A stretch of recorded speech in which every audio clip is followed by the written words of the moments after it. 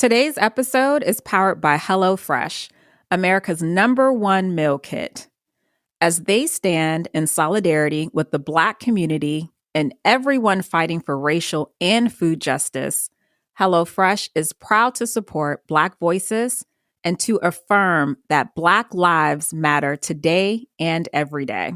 Full Service Radio is proudly supported and hosted by Simplecast, the easiest way for a podcast creator to publish and distribute audio on the internet. For more information, visit simplecast.com. Peace and welcome to the Edible Activist Podcast. I'm your host, Melissa L. Jones, broadcasting live from the lobby of The Line, D.C. On this show, you hear from the voices of dynamic Black people and people of color in the agriculture, food justice, and healing space as they share empowering food narratives and perspectives that stem from the land, all while exemplifying the spirit of activism in their own edible way. Let's get started.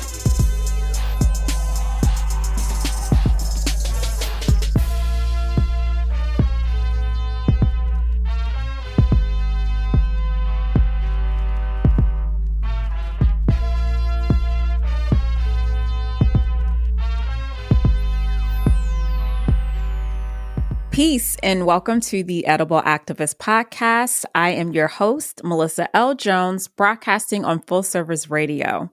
Today on the show, I have a very special guest, Benjamin, aka The Roots Farmer, who resides in the UK. Ben, as I'll call him throughout the show, has had a career in music his entire life, but made the decision to start an off-the-grid organic farm with his family. Ben, welcome to the show. Melissa, thank you for having me. It's great to connect, and I look forward to talking with you. Awesome. So, Ben, you are my very first international guest, and I am like super duper hyped. All right. Like we start in 2021 off a little different, and not even different, but like on an international, groove. And I'm excited. So big ups, man. That. Yeah, big up. I love that. All right. So we're going to hop into it. I want to capture the essence of who you are, Ben. So, yeah, I'm Ben. I live in London. I was born in London. And my mother is of Irish descent. So she was born in England, but her parents are Irish. And my father is from Barbados in the Caribbean. So I guess I identify as a mixed race Black man. Wow. And so you have been doing music your entire life, from what I know and from what I stalked, because I always laugh because I like stalk folks, right?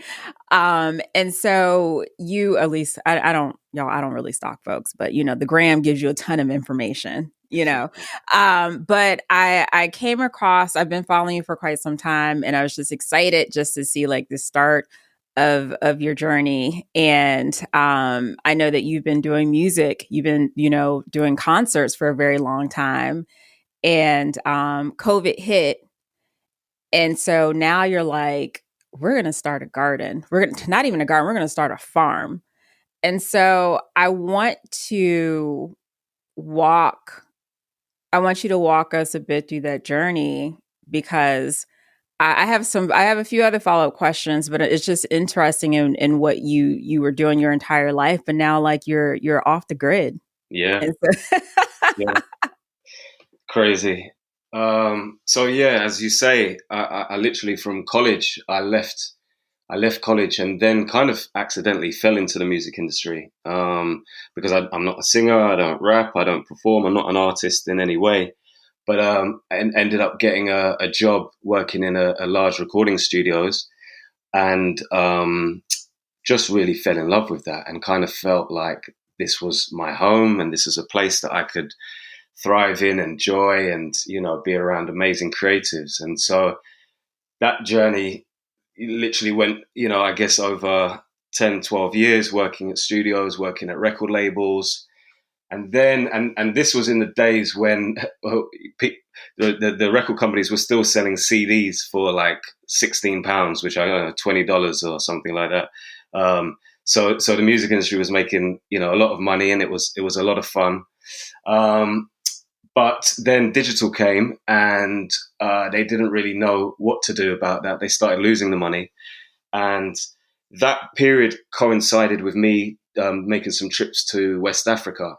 And when I started to come back to the UK and really looking at what, I guess, where my values were and what I was kind of getting excited about prior to these trips, it kind of like everything kind of shifted for me, and I kind of didn't see the excitement or the level of importance that I had placed on working in the music industry.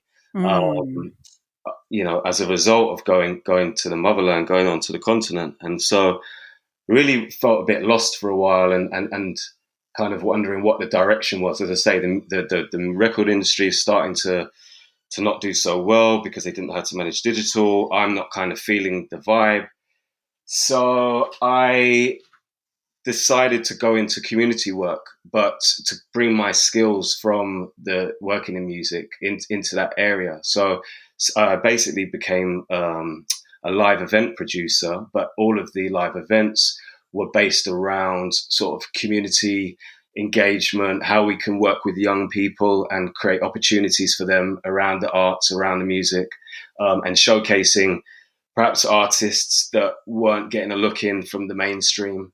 So I spent a number of years doing that, and that was really fulfilling, and it kind of satisfied all the sort of new passions that I had, which was really focusing more on how we can uplift the community, but still that love for music, and that really that ended up in being festivals, tours, international tours. Like we did a few shows at South by Southwest in Austin. Sweet.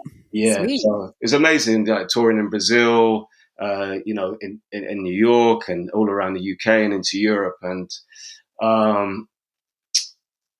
really connecting with local communities, grassroots communities. So that Any trips to Barbados at all? Jamaica. So Jamaica, okay. yeah, so a lot of works in Jamaica. In fact, in February in Jamaica is Reggae Month each year. So normally, actually, what we like the 3rd of February or something. I would normally be in Jamaica now doing shows and working out there. And so were these mainly reggae concerts that you were doing?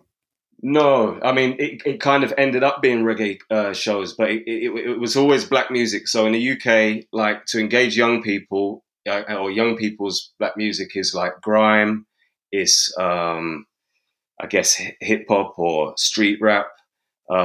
We've had like house, which is obviously house, funky house. Mm-hmm.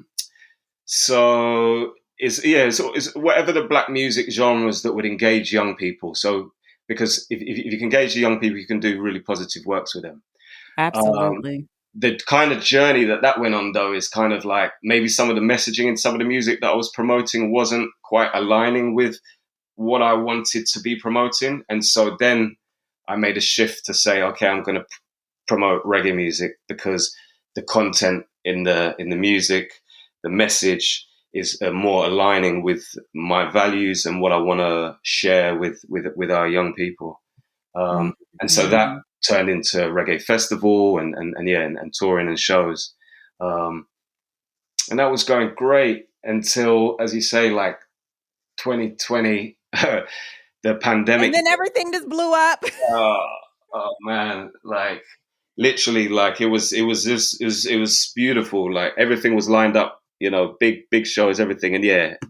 And then the pandemic hit, and that was when I came to a crossroads because the business was non-existent. There was no shows.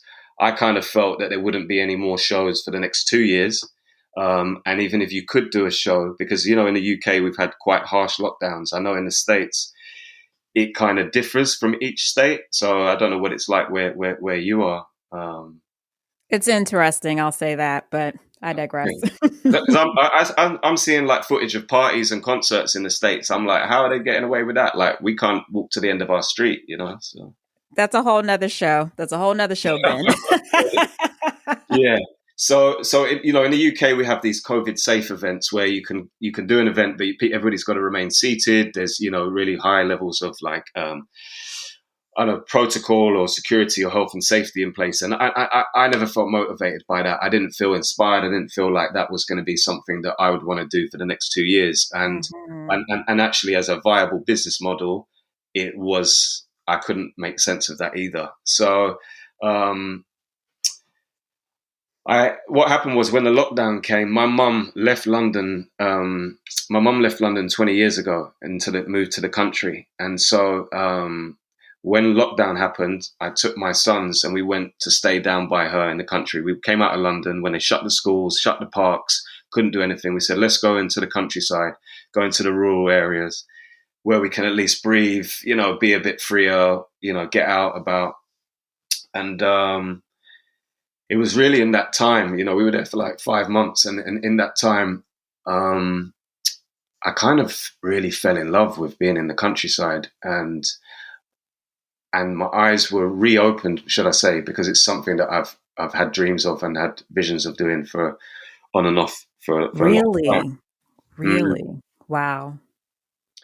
And I just was like, okay, you know, this whole world is going on, and you know, as we live in our city lives, you know, we kind of like forget about all of this, you know, and I really just that was what enabled me to say, okay, like I need to find a way where going forward, my works, my you know, the environment that I'm in is more in line with, you know, being in the natural world. And yeah, Oh my so that was goodness. the start of this new roots farmer journey. Mm. And I have to say, and I know I jokingly, which COVID is not a joke. Let me just say that. But sometimes you got to laugh to keep from crying because things are still crazy. But it really has been a blessing in disguise for many people. Again, not to discredit the hundreds of thousands of lives that have been lost, because it has been tragic. But this opportunity, I have spoken with a number of people who have um I don't flocked to the garden, flocked to the green space, like gotten closer to the earth because there just wasn't anything to do, and people are going like batshit crazy in their homes, and they're like, okay, let me go outside and be in nature.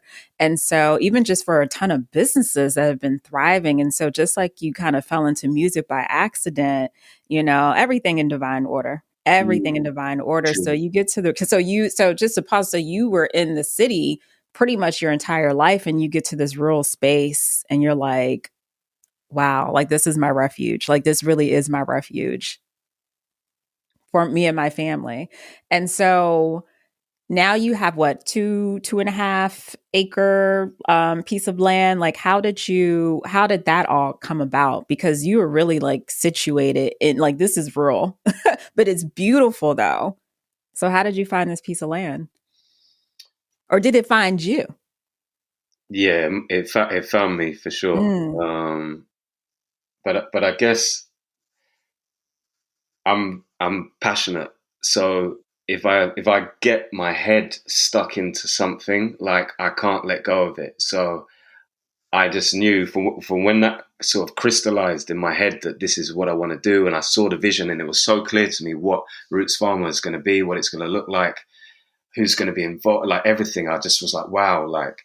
So from that moment, I guess, you know, everything's found me. You know, the name, the yeah, yeah. land, you know, the produce that we grow, the people that have gravitated towards the project. Yeah, it's so that's the vibe, I guess. But in a sort of like maybe more tangible and practical terms, like in the UK, there's an organisation that buy big packages of land to stop developers buying it and kind of um, where they buy big packages of woodland and really sort of beautiful land as a way of stopping developers buy it to build houses or through roads or, industrialization. And what they do with this land is they then divide it into small packages to then sell on to loads of people. So it suddenly makes the opportunity to maybe purchase 2 acres or 1 acre or half an acre or 10 acres more accessible. And their idea behind that is that if you've got 20 owners of a plot that's 60 acres, it's much harder for developers or local authorities and government to get you off the land. So this organization literally, and I think because of the time when I wanted to do this, everybody was on lockdown. Like this was like in May. So in May 2020, we kind of all thought we were going to die of corona at that point. It was like scary times, maybe. And so, in a way, for whatever reason, having the courage or having the vision or being called to go and do this project meant that there wasn't many people competing for land. And so I was able to negotiate and get a very good deal, drive down the price basically because there's nobody looking to spend money on land at that moment. So that was helpful. Yeah, and Wow. I'm sitting here just frozen, just, because while an organization that buys packages of land to make it more accessible for folks like you and myself to buy, to own land, to produce off the land. Wow, I wonder if something like that was in the States. Maybe it does exist. I don't know. I don't hear too much about it. I wonder how much more free our people would be yeah. when we talk about liberation and we talk about food insecurity or food security. That really, really amazes me. I was not prepared for that. Wow. What an opportunity. What a blessing.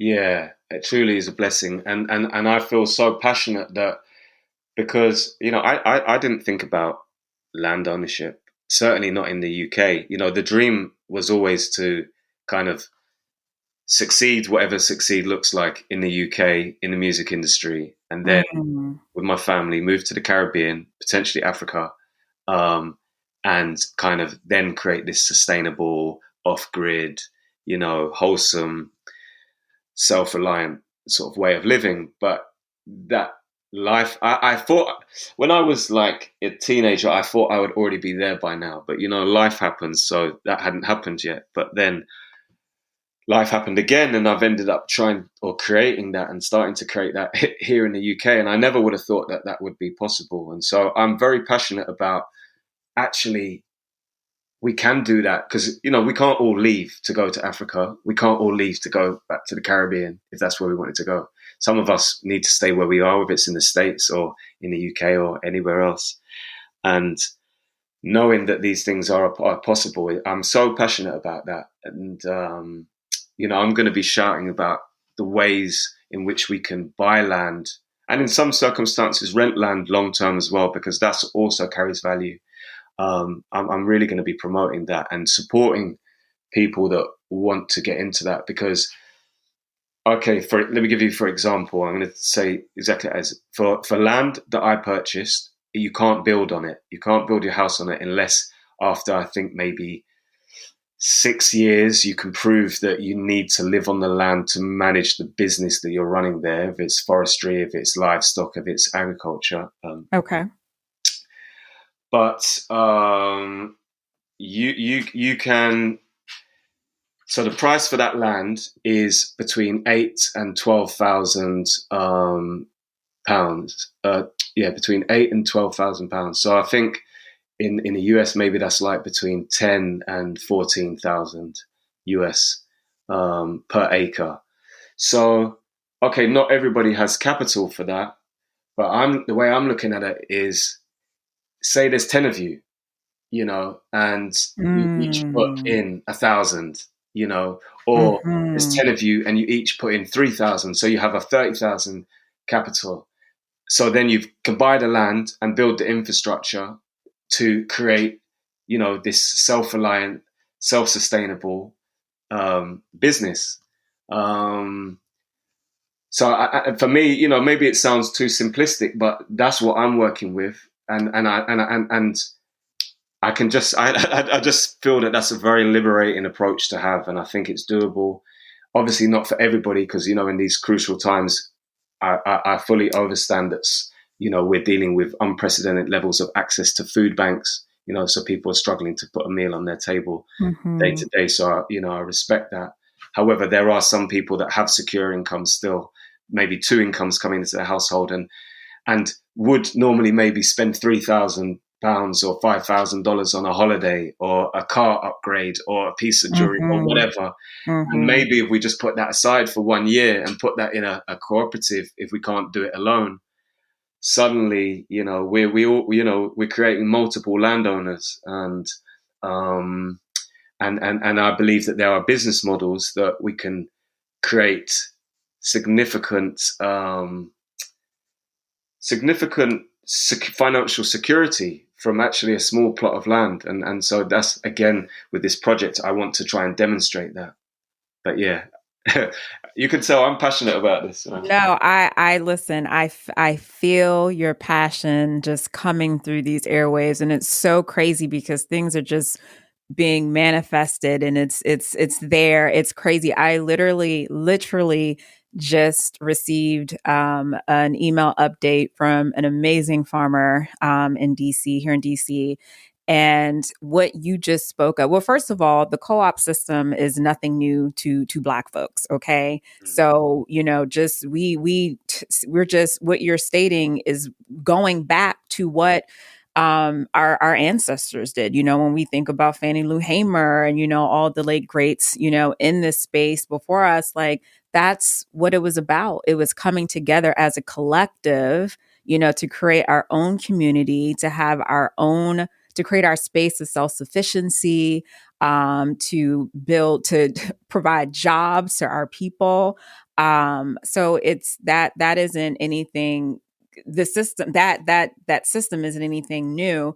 But the doing it in this current day, right, is it's not talked about as much. But just got an email earlier today, and we'll connect after our show, of a group of Black people who are coming together to purchase land. And it can be done. And I'm just so excited just to hear you talk about it, and just to hear how you want to connect with others to educate and say, let's come together. And and it's an economic piece too.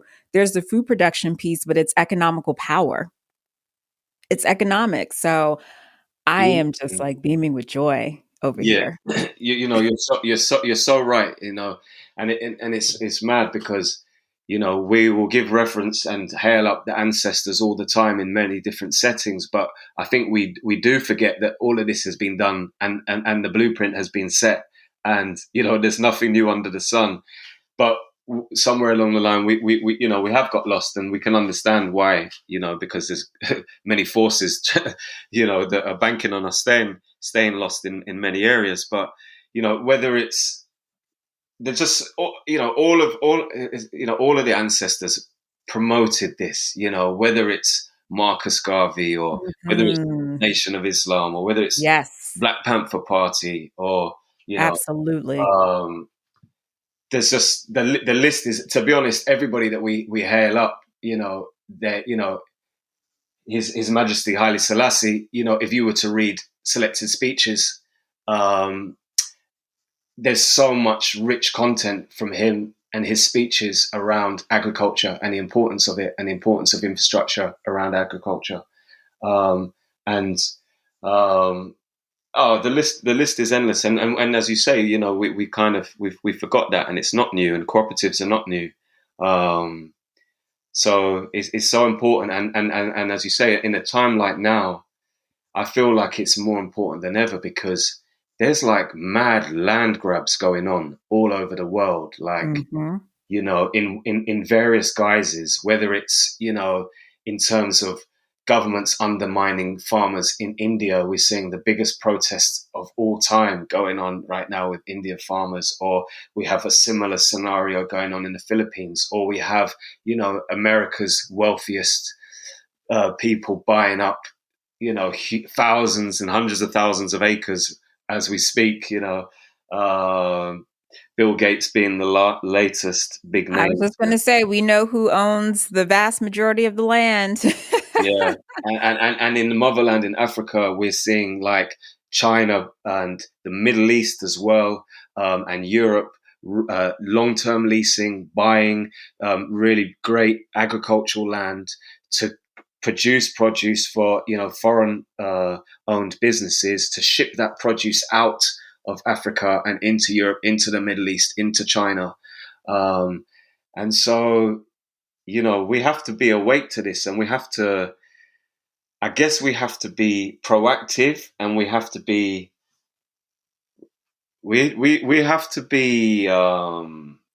just like affirmative, like get at the table, For so sure. it's great to hear that you've just had an email from a group of people doing that. And I think whether it's cooperatives or whether it's individuals or duos or however it looks, However it looks, yeah, exactly.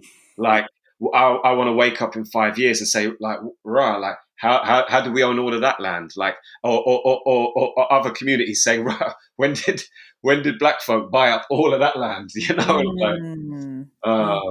That's so important, because if you look at every war, it's fought over land and food. Like, this is the most valuable thing that there is, right?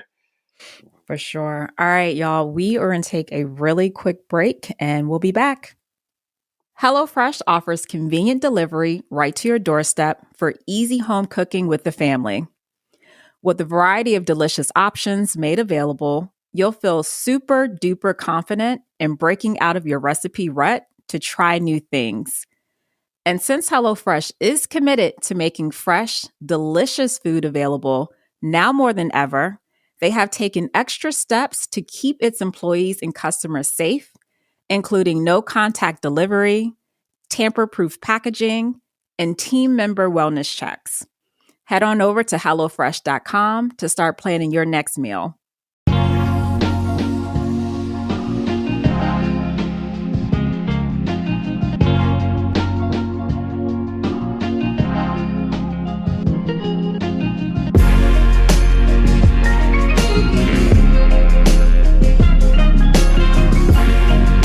You're listening to Perfect Day, produced by Artists Authentic. For more of Authentic's work, visit allornothingstudios.com.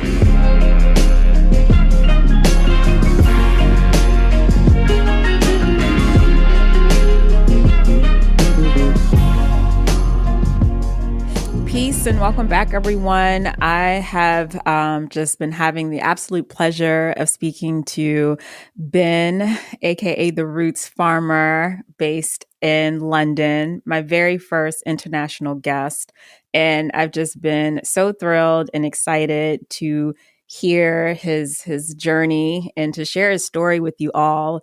At his core, or actually for the majority of his life, he has been producing concerts, and just came to a point, where things just weren't aligning in the way that he wanted to, and he's had these visions and dreams of living a much more greener life and living off the grid and being a part of nature.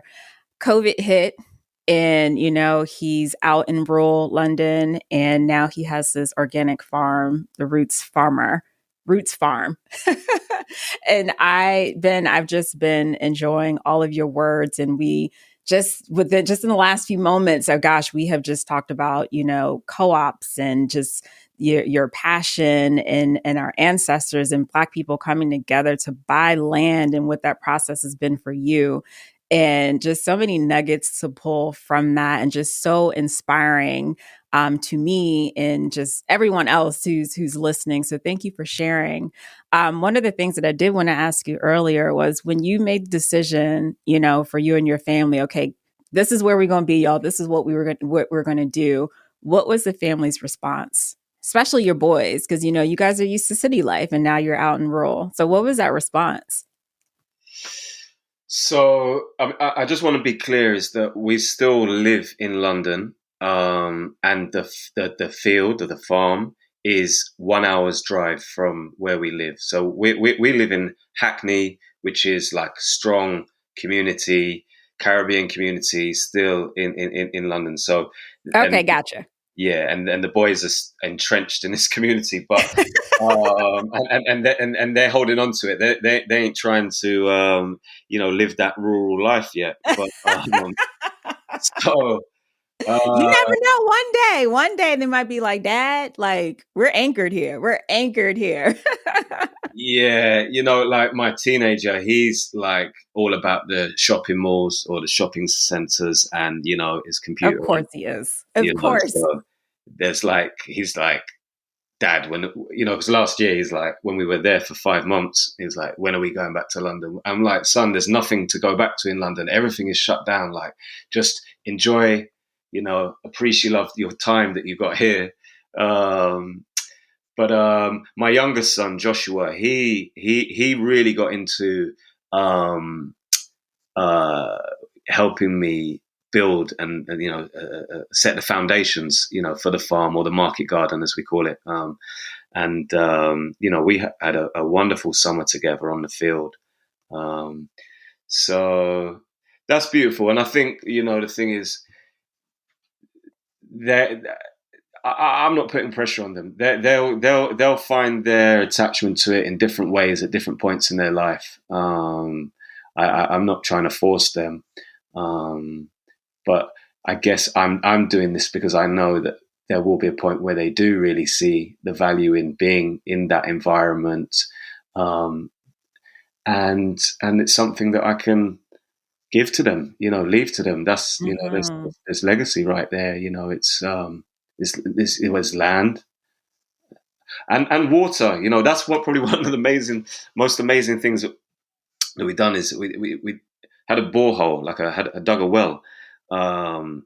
So that blew my mind to think that I we got, saw that. I was yeah, amazed. yeah, like access to your own water. I never even thought about what that looks like or how you'd go about doing that. So to do that and go through the process and learn about that's been amazing. So And yeah. actually, from what I saw, so when you all just going back to the water, Mm. explain that process, because there was a chalk situation that you had, because something with the ground and you had to put chalk or something in it. And then, like, when you were digging it up, like, all chalk was coming out, but it was just waiting to like filter all that out so the water could Mm. run clear. What was that all about? Okay, yeah. So those are two different, I think, videos that you've seen on the page, and Okay. so one of them is we were spraying chalk or lime on the field to that's to do with the pH level. So that was something separate, Oh. and that's very fine, and that sits on the soil, and then will be absorbed. But what you saw with chalk coming out of in the water, is very chalky water, is because when we're digging the borehole, we went down 46 meters. So it's really deep, and there's different layers of earth or ground, different layers. So you've got chalk, you've got clay, you've got, earth, you've got rock. Mm-hmm. And what Mm-hmm. happens is that some of the chalk falls down into the aquifer, which is where the stream is, where the water supply is. And so as we start to pump up the water, it's just cleaning out that chalk that's fallen down into the water supply. So that was like that for a couple of days, and then now it's just like really clean, pure water. And I guess that's something that I want to promote and talk about with the produce that we're growing, is that like this water is like super clean. This is ancient pure water, no chemicals added. Oh my So that gosh. feels quite special, and to grow the food that we're going to eat with such clean water is amazing, right? I want to make a special trip just so I can take a sip of this water. Listen, you are welcome. You are welcome on Thank the you. It's my spot. main question to Yeah, all of my guests. Can I come visit? Can I have a meal? Can I drink the water? yeah. Listen, I've got to be the first person to get Melissa over to an international farm, you know. Oh my goodness. Yeah, Yes, yeah. yes, yes. Let's go ahead. Let's put that out there. Let's put that out there. I'm We'll excited. manifest that. Yeah, man. Well, thank you for clarifying that, because like this is always a learning experience for me, because I don't know everything, y'all. I will half make some stuff up, not intentionally, but you like how I said, okay, he put some chalk down and then the chalk fell into the soil. And then when they dug it up, okay, yeah, no, y'all. Yeah. What Ben said, okay. No, but thank you. And again, it's been so exciting just to literally just see day by day, with just each post, like, what new, like the things that you guys are growing, and just to see your sons involved and to see the process, because it is a process. A lot of times we see like these wonderful beds of greens and flowers, and these beautiful gardens, but it's important to show the process, to actually cultivate the land. And I know that isn't an easy thing, but it's a learning experience. So thank you for sharing that. Oh, give thanks. Yeah. Awesome. Awesome. So what's in store for the Roots Farmer? I see that, you want to deliver. You're like, hey, we're growing stuff and we want to deliver. Are you in like the steps now of like this actual business model? Or are you right now just saying, hey, like we're growing like some nutritious food and we want to feed our community? What is that like right now? So the idea, the business model is that we deliver weekly veg boxes, so large veg boxes. Well, in fact, you'll be able to buy it weekly or bi-weekly, and there'll be a variety of between 15 and 18 different veg on rotation in your boxes, and there'll also be an alkaline box as well for those people that are on strict alkaline diets. And so that's the simple model. I at the start maybe I thought I might supply to restaurants or wholesale, but my issue with supplying to restaurants is that it can kind of be great for kudos if you can supply like a really nice restaurant, but it also takes away the access to the food if you do that. And Mm. so I felt that I'd rather literally just harvest the food from the field and deliver it straight to the door. And so that's the plan. And then I guess there's a capacity. There's only a certain amount of produce I can produce based on the land that I'm have and the land that I'm cultivating. And so there's literally a set number of boxes, and I just have to make sure I can deliver each week, right? And really start with the local community. I think I'm very passionate about our communities really thinking, perhaps like shifting or finding a bit more balance in the culture of what we're consuming. Because it's no conspiracy to say that we are suffering disproportionately with things like diabetes, Right. and that's down to diet, and that's down to the social engineering that's been bestowed upon us, living in the West, and that's a Hmm. whole other conversation. But I think I'm really interested in just promoting clean food and what we can do with it, and what the health benefits are of it. So I love it. You still have me stuck at this alkaline box. I'm impressed. yeah, To be that tailored, I think that's great.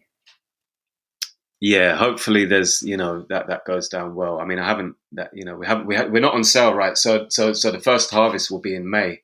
Um, so yeah, we'll see how people respond to that when we go on sale in April. Yeah. Well, you try it and you see, it's all a process. But so I need to wrap up in just a moment, but I'm not going to wrap up without asking you about this playlist for like growing seeds, okay? Which I tapped into and I appreciate that. And I still need to listen to the other playlists on Spotify. Yeah. Is that your motivation when you're out on the farm? I can't do anything without listening to music. Like, literally driving, cooking, if it's exercising. So it had to be like that on the field. And yeah, this I got the speaker out on the field, and that's if I'm there by myself, with the music, with the vibes, or even if there's a group of us, we got the vibes. So I just kind of wanted to share that, and I think the thing with Roots Farmer is it's about culture, and it's Hmm. connecting the different elements of our culture together, and they go hand in hand. And like music is never far away from food, and food is never far away from music, right? So uh, Absolutely. sharing some of the music that inspires me or gives me strength, is yeah, it's fun. Well, I was certainly swaying. I was Yeah, certainly swaying, and yeah. just to go back to your note, about, when the types of concerts and the genres or the music that you were promoting, and you wanted to focus, like you made the switch on over to reggae just because of the sound and the music is always promoted light, love, joy, peace, harmony, right? So I completely understand that. And those are all the things, it's still tied to agriculture. We think back to our ancestors, they were on the land chanting hymns, songs, freedom, liberation. And so those are the sounds of reggae, and those are the sounds of the Caribbean music and the Caribbean, and our it's just so it just all just comes together. It's just one big melody, one big melody. So thank you so much. Where can folks find you at on social media, Ben?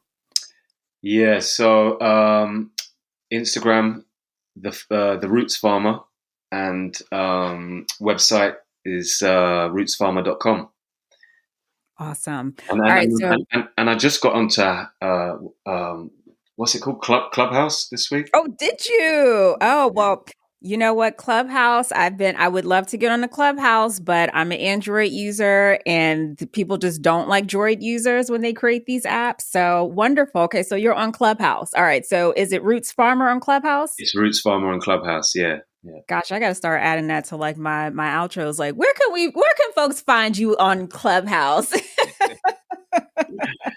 Crazy. That's dope. I love it. So when I get on Clubhouse, I'll definitely follow you and we can connect, and maybe we host some like really awesome conversations on Clubhouse. Yeah, because I mean, there's some amazing groups on there for black growers, black farmers.